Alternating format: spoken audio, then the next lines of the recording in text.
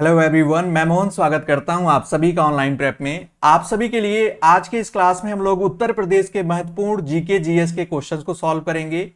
आज ये होगा सेट वन हमने सॉल्व कर लिया है पिछली क्लास में, और आज की इस क्लास में हम लोग उत्तर प्रदेश के इतिहास से संबंधित क्वेश्चन देखेंगे। यानी यूपी से रिलेटेड जो भी हिस्टोरिकल इंसिडेंट्स हैं उनसे रिलेटेड कैसे क्वेश्चंस आपके एग्जाम में पूछे जाते हैं या पूछे गए हैं, वो सभी क्वेश्चंस यहां पर आपको एक क्लास में देखने को मिलेंगे। अपनी एग्जाम की बेटर प्रिपरेशन के लिए, अच्छा स्कोर करने के लिए इस क्लास को इन तक जरूर देखिएगा। और आप सभी लोग साथ ही साथ आंसर भी करते रहिएगा, गेस भी कर सकते हैं आप। बिना किसी देरी के हम लोग शुरू करेंगे क्वेश्चन नंबर 1 से, जो कि आपके स्क्रीन पे है, आप सभी लोग देख पाएंगे। पूछा गया है निम्नलिखित में से कौन सा एक सही सुमेलित नहीं है। यानी आपको एक साइड कॉलम दिया गया है 1857 के विद्रोह यानी 1857 की क्रांति से संबंधित स्थल स्थान, और दूसरा जो है वो है वहां जो विद्रोह प्रारंभ हुआ था उसकी तिथि, यानी जो क्रांति की शुरुआत थी वो कब हुई थी। अब एग्जाम में देखेंगे कभी कभी ऐसे क्वेश्चन डेट भी आ जाता है। आप ये तो पता है मैं 1857 में शुरू हुआ, एग्जैक्ट डेट पूछा गया है और इसमें पूछा गया सुमेलित नहीं है। तो यहां पर एक और तरीका हम लगा सकते हैं, गेस कर सकते हैं कि सबसे पहले कहां हुआ। अगर यहां देखें तो हमें यह पता है कि बैरकपुर और मेरठ, सबसे पहले बैरकपुर में विद्रोह प्रारंभ होता है, दूसरा मेरठ में, तीसरा लखनऊ में। लेकिन डेट के अकॉर्डिंग आप देखेंगे तो ये दूसरा झांसी आ रहा है। इस तरीके से हम इसको एलिमिनेट कर मतलब इसको हम पहचान सकते हैं कि यही बाकी से भिन्न है। और इसका जो सही जवाब होगा, यहां पर जो प्रारंभ हुआ था, जो सही डेट होगी, एग्जैक्ट डेट, वो यहां पर 10 मार्च न होकर 8 जून होगी। 8 जून 1857 को यहां पे शुरू हुआ था, इसलिए राइट आंसर जो हो जाएगा ऑप्शन सी हो जाएगा। अगला क्वेश्चन देखेंगे, सेकेंड वन है 1857 में बरेली यानी उत्तर प्रदेश में क्रांति का नेता कौन था। जित 1857 की क्रांति में अलग अलग क्षेत्रों से अलग अलग नेतृत्वकर्ता थे, नेता थे जो उस अपने सेना को लीड कर रहे थे। तो बरेली को जो लीड कर रहे थे वो कौन थे, आप ऑप्शन देखें, आंसर करें तो वो खान बहादुर खान जो है, option C will be the right answer, ये लीड कर रहे थे। अगला क्वेश्चन आपकी स्क्रीन पे है, इलाहाबाद में 1857 में विद्रोह का नेतृत्व किसने किया था। अब ये भी बहुत इंपॉर्टेंट क्वेश्चन है, अब एग्जाम में आपकी ये कई बार पूछा गया है। रानी लक्ष्मीबाई, आप सभी लोग पता है, झांसी को लीड कर रही थी, झांसी राज्य को। वहीं लियाकत अली जो है वो हो जाएगा इसका सही जवाब, option B will be the right answer. और अगर कुंवर सिंह की बात किया जाए, ये अभी ऊपर भी ऑप्शन में आपने देखा था, तो ये जगदीशपुर को लीड कर रहे थे। और नाना साहिब की बात की जाए तो ये कानपुर को लीड कर रहे थे। ये जो क्षेत्र हैं, जो राज्य हैं, ये आपको पता होने चाहिए। अगला क्वेश्चन हम लोग देखेंगे आपके स्क्रीन पे, अगला क्वेश्चन है, इसका आंसर करेंगे आप सभी लोग। भारत में झांसी राज्य को ब्रिटिश साम्राज्य का हिस्सा किसके द्वारा बनाया गया था। अब ऑप्शन के अकॉर्डिंग पता चलता है कि नीति के द्वारा बनाया गया था, या समझौते या युद्ध के द्वारा। तो इसी का विरोध कर रही थी रानी लक्ष्मीबाई की जो ये नीति थी, इस नीति का नाम था हड़प की नीति। हड़प की नीति में जो है ये, इसको एग्जाम में क्वेश्चन कई बार पूछा गया है कि इसको किसने जो है वो इसको लागू किया था या इसको बनाया था। तो इसका श्रेय जो लेता है वो लॉर्ड डलहौजी को जाता है, और उसी ने क्या किया था, उसका नाम आप लिख सकते हैं डलहौजी। और डलहौजी की नीति ये बनाई थी उसने कि जिस भी शासक के अपने पुत्र नहीं होंगे उनका साम्राज्य जो है वो ब्रिटिश अपने साम्राज्य में मिला लेगी, और इसी का विरोध हुआ और ये कहलाई हड़प की नीति। राइट आंसर ऑप्शन ए हो जाएगा। अगला क्वेश्चन, अलीगढ़ किले में द्वितीय आंग्ल मराठा युद्ध के दौरान अलीगढ़ की लड़ाई कब लड़ी गई थी। अब एग्जाम में ये क्वेश्चन कई बार पूछा गया है, द्वितीय आंग्ल मराठा युद्ध। तो ये शुरू हुआ था 1803 में, 1803 ईस्वी में। अब यहां पर डेट देकर और कंफ्यूज किया है, तो राइट आंसर हो जाएगा सितंबर 1803 ईस्वी में। Answer A will be, option A will be the right answer.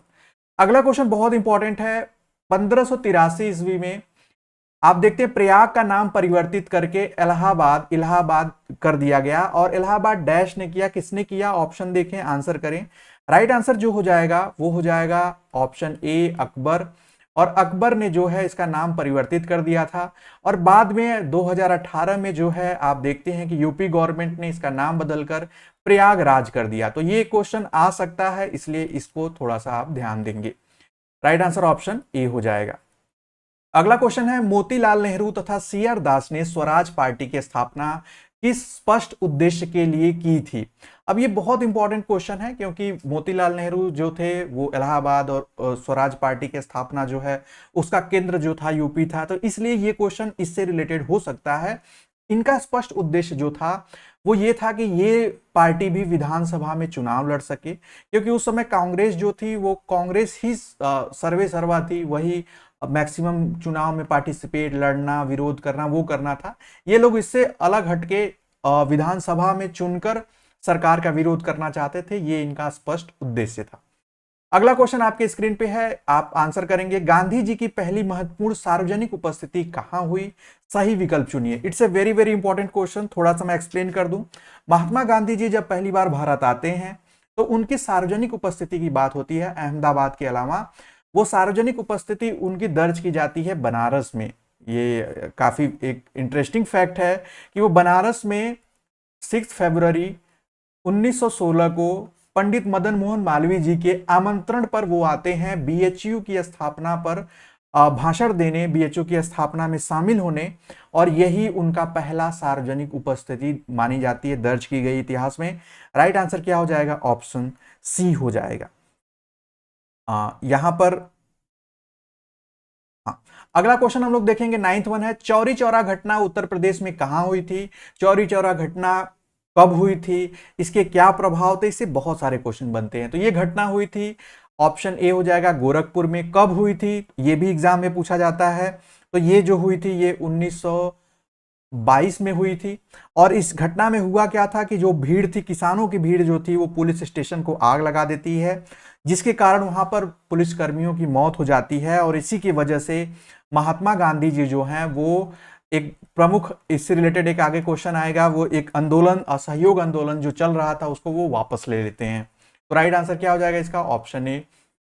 Gautam Buddha ने धर्म चक्र प्रवर्तन के रूप में अपना पहला धर्मोपदेश कहां दिया था? यानी पहला उपदेश गौतम बुद्ध जी ने कहां दिया? ये क्वेश्चन कई बार पूछा जाता है, बहुत इजी, आप सभी लोग आंसर कर पाएंगे। राइट आंसर क्या हो जाएगा? यहां पर ये सभी जो स्थान दिए गए हैं वो इन्हीं से संबंधित हैं। बोध गया में इन्हें ज्ञान की प्राप्ति होती है, लेकिन उपदेश जो है वो इन्होंने सारनाथ में दिया है। राइट आंसर ए हो जाएगा। और एग्जाम में ये भी पूछा जाता है कि जो वर्तमान में सारनाथ जगह है उसका पुराना नाम क्या है, प्राचीन नाम क्या है? तो वो ऋषिपत्तनम है। ये भी आप लोग नोट कर लेंगे, आप जानते भी होंगे तो बहुत अच्छी बात है। पत्तनम, ऋषिपत्तनम भी ऑप्शन में आए तो आप उसे टिक करेंगे, ऐतिहासिक नाम है। अगला क्वेश्चन है, माना जाता है कि उत्तर प्रदेश के मध्य में स्थित डैश में अपनी मां को उपदेश देने के बाद गौतम बुद्ध ब्रह्मा और देवराज इंद्र के साथ अवतीर्ण हुए थे। एक मान्यता चलती है और इसीलिए इनको एक रूप माना जाता है, विष्णु का रूप माना जाता है, अवतार माना जाता है बेसिकली गौतम बुद्ध जी को। तो ऐसी मान्यताएं चलती हैं और ऐसा माना जाता है कि ये कहाँ अवतीर्ण हुए थे? तो संकसिया में, जो कि वर्तमान में फर्रुखाबाद में है। एक अच्छी लेवल का क्वेश्चन है, थोड़ा सा डिफरेंट है। राइट आंसर इसका ऑप्शन ए होगा। अगला क्वेश्चन देखेंगे, वैदिक काल में विद्यमान निम्नलिखित ऋषियों यानी संतों में से कौन उत्तर प्रदेश से संबंधित नहीं है? अब उस समय जो वैदिक काल में, ये प्राचीन इतिहास से क्वेश्चन, एक बहुत अच्छा क्वेश्चन है। यहां पे आप देख पाएंगे कि यहां पे हमें बताना है कि कौन नहीं है। तो देखिए, जो भारद्वाज हैं ये संबंधित थे प्रयाग से, जो आज वर्तमान में प्रयागराज है। अत्रि जो थे ये चित्रकूट से, और वहीं पार्श्वनाथ की बात करें तो वो वाराणसी से। अब इसमें भिन्न जो हो जाते हैं वो हो जाते हैं याज्ञवल्क्य, जो याज्ञवल्क हैं ये जो हैं ये गुजरात से संबंधित हैं। तो इसलिए ये जो हो जाएगा यहाँ पे संबंधित नहीं है, पूछा गया है, तो ये राइट आंसर हो जाएंगे ऑप्शन ए।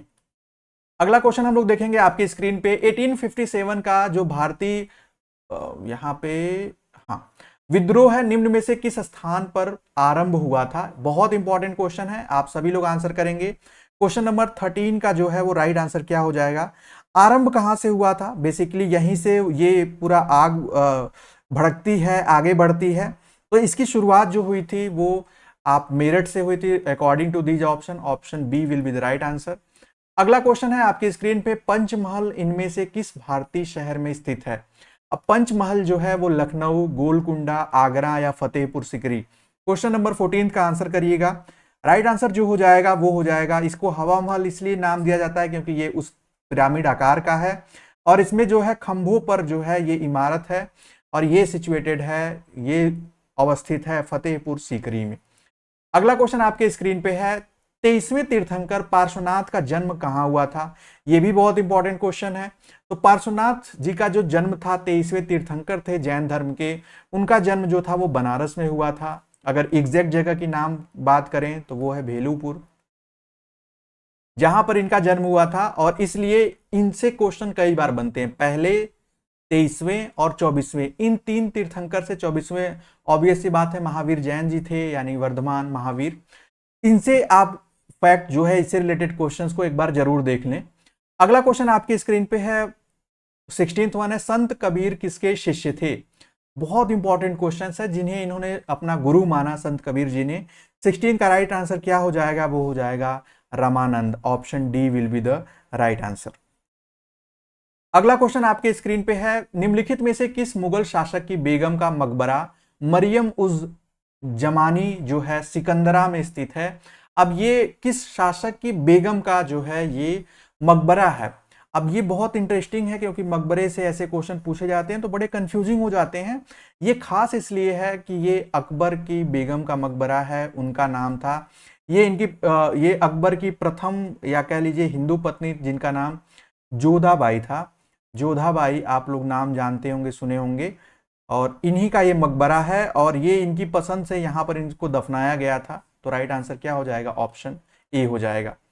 अगला क्वेश्चन आपके स्क्रीन पे है, यहाँ पे मैं टिक कर दे रहा हूं। अगला क्वेश्चन है, गौतम बुद्ध के जीवन की किस घटना को भारतीय कला में पहिया और हिरण द्वारा दर्शाया गया है? जो भी गौतम बुद्ध जी के जो भी जीवन में जो भी प्रमुख घटनाएं हैं उनको एक चिन्ह के नाम से और अलग अलग नाम से भी जाना जाता है।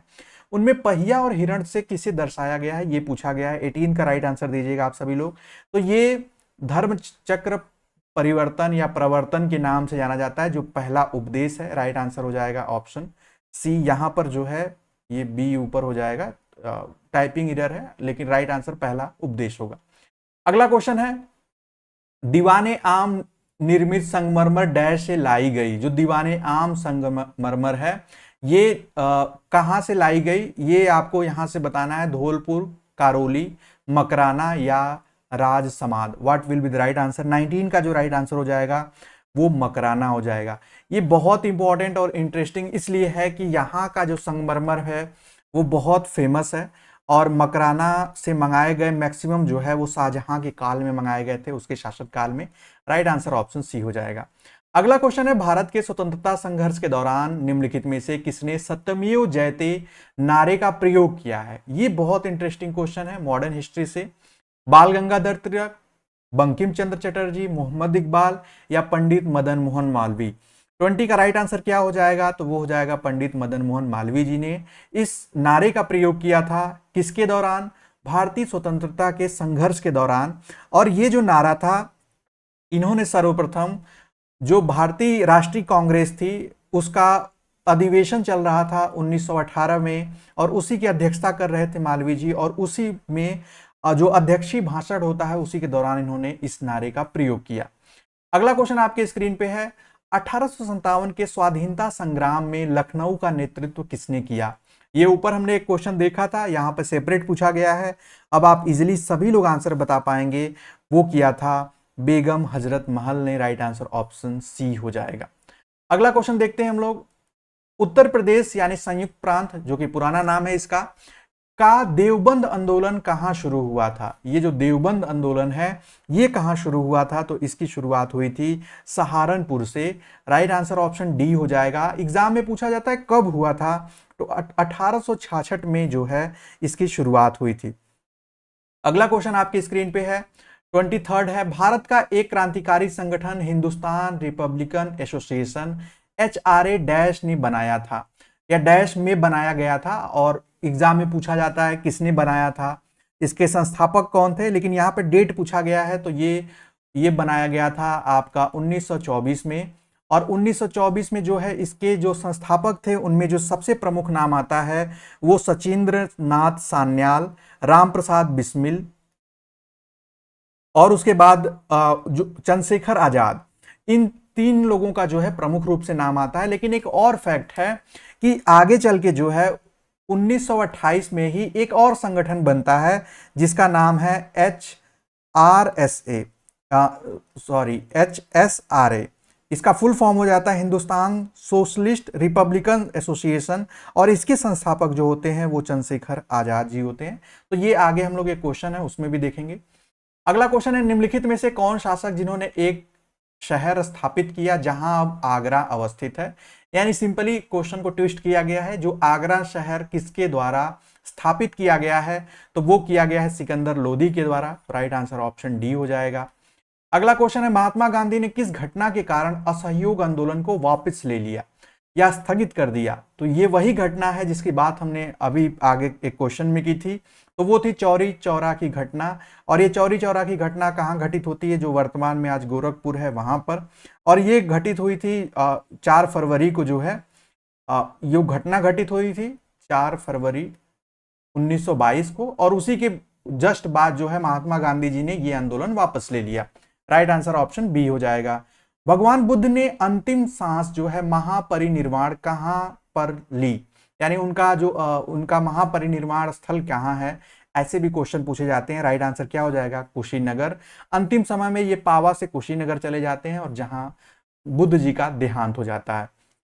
अगला क्वेश्चन है, काकोरी षड्यंत्र केस से कौन संबंधित है, यानी काकोरी जो षड्यंत्र केस था उससे कौन कौन से लोग संबंधित हैं। तो इस घटना से राम प्रसाद बिस्मिल भी थे, और इसमें आप रोशन लाल थे, राजेंद्र लिहाड़ी थे, और उसके अलावा एक और व्यक्ति थे, उनका नाम है अशफाक उल्लाह खां।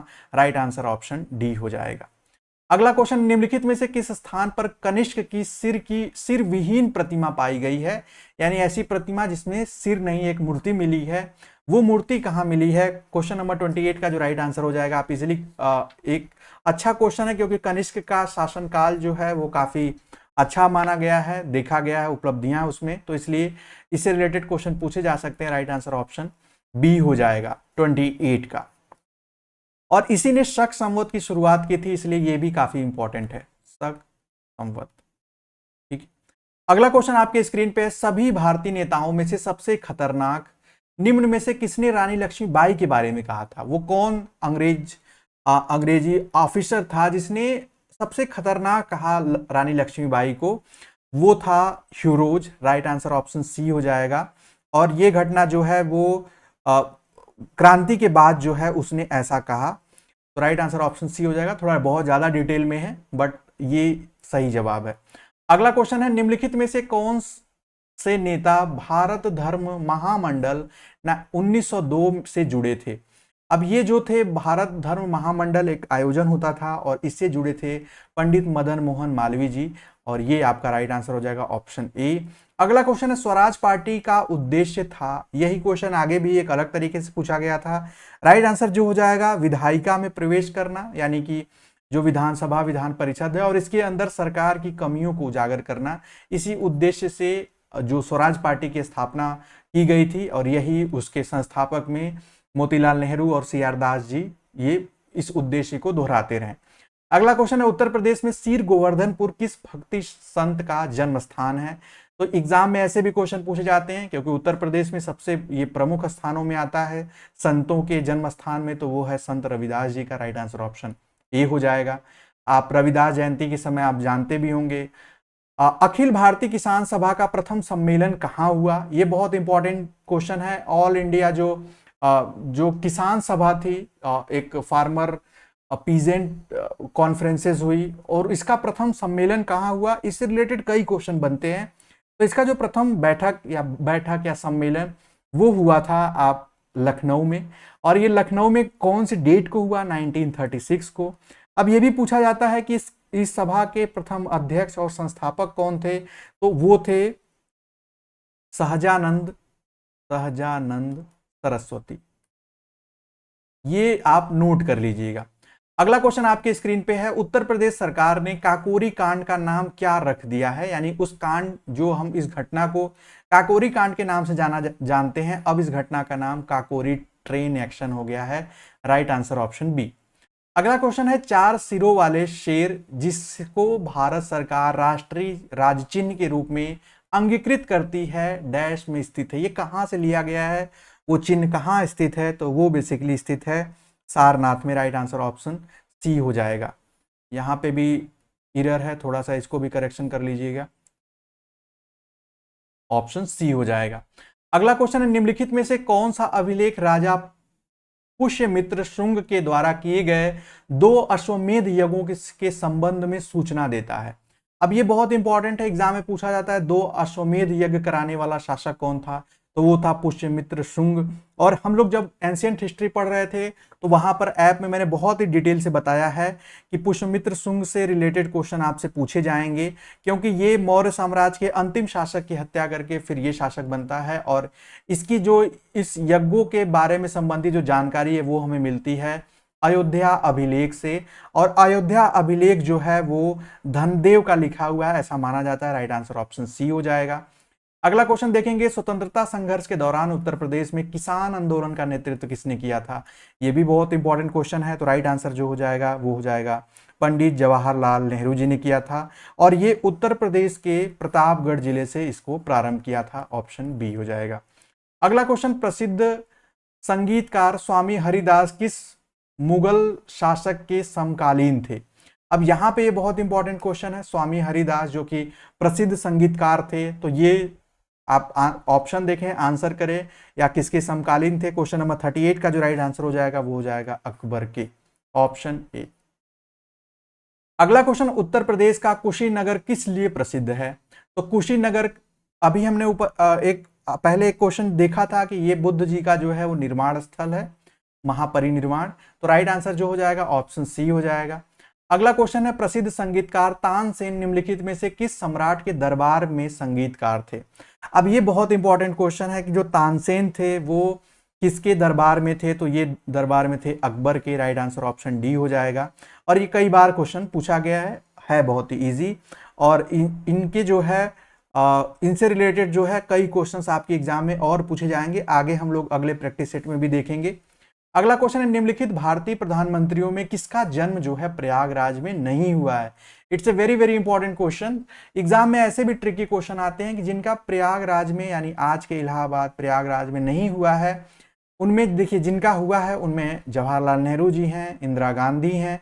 अब सी और डी में से कोई एक सही होगा, तो राजीव गांधी जी का जन्म जो है वो मुंबई यानी बॉम्बे में हुआ था। और बाकी लोगों का इसमें वीपी सिंह, विश्वनाथ प्रताप सिंह का भी जन्म जो है वो प्रयागराज में हुआ है।